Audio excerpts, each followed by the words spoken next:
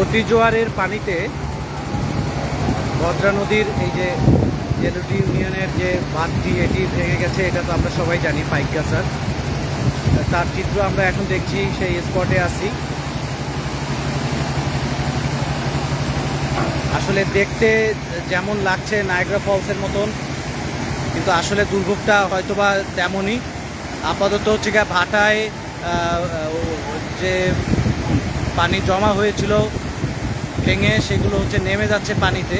আবার জোয়ার আসলে এখান থেকেই পানি উঠবে।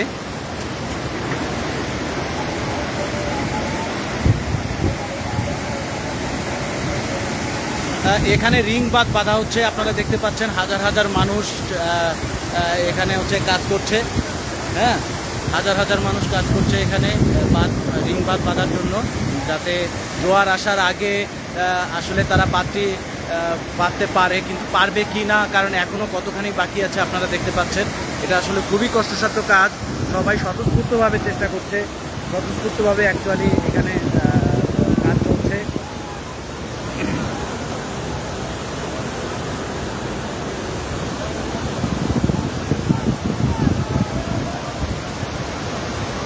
তো ভয়াবহ অবস্থায় পানির যে গর্জন,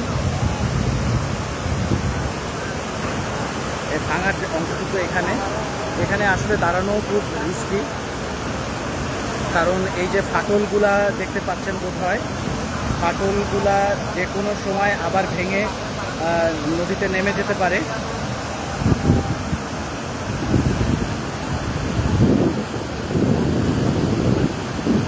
অনেক স্বেচ্ছাসেবী আসতেছে, বিভিন্ন গ্রাম থেকে আসছে, ট্রলার ভর্তি করে আসছে, পায়ে হেঁটে আসতেছে এই কাজে যোগদান দেওয়ার জন্য।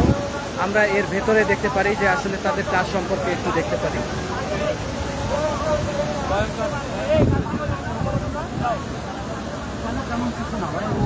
এই জায়গাটা একবারে টান দিবে, ওইখানে থাকলে ছবি আসবে।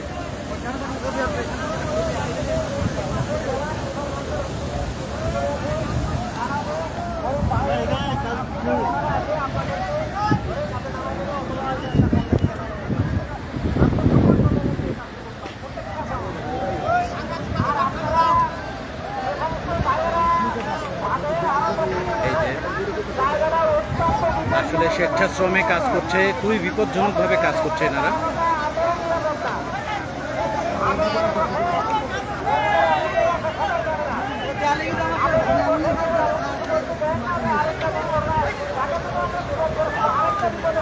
সকল ধরনের পেশাজীবী মানুষ এখানে রয়েছে।